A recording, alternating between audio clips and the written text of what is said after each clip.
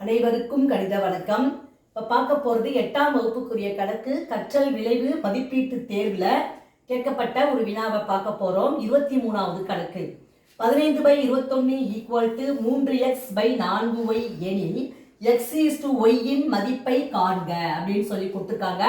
Option 4 கொடுக்கப்பட்டிருக்கு. இப்போ கொடுக்கப்பட்ட கணக்கு என்ன கொடுத்துருக்காங்க? 15/21 = 3x/4y கொடுத்துருக்காங்க. x விகிதம் y அதோட மதிப்பு என்ன? இப்போ பார்த்தீங்கன்னா இந்த நம்பரை பொறுத்த வரைக்கும் ஃபர்ஸ்ட் நம்ம என்ன செய்ய பண்ண பாருங்க. இந்த 15 3 சுருக்கிடலாம். 3 15 1 3 3. இப்போ மிச்சம் என்ன இருக்கு அப்படிங்கிறத ஃபர்ஸ்ட் எடுத்து எழுதிக்கிறோம். அடுத்த ஸ்டெப் என்ன எழுதுவோம்? 5/21 இஸ் ஈக்குவல் டு என்ன இருக்கு மிச்சம்? x/4y. இப்போ நமக்கு xy மதிப்பு விகிதம் தான் நமக்கு தேவைப்படுது. இப்போ அடுத்த ஸ்டெப் நான் என்ன செய்யறேன் அப்படின்னு பார்த்தீங்கன்னா, இப்போ பாருங்க x/y எடுத்து எழுதிக்கிறேன். x/y இஸ் ஈக்குவல் டு இப்போ இந்த 4ஐயும் இந்த 5ஐயும் பெருக்கிறோம்.